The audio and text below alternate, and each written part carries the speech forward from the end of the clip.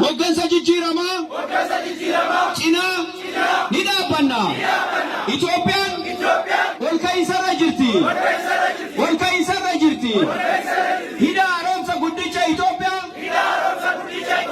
akkuma milkeessine ulaa galaanaa ni milkeessina. Ni milkeessina.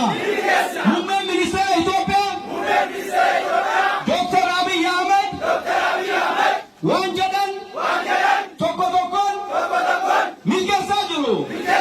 Milkeessaa jiru. Bara haaraa 2018 waan haaraa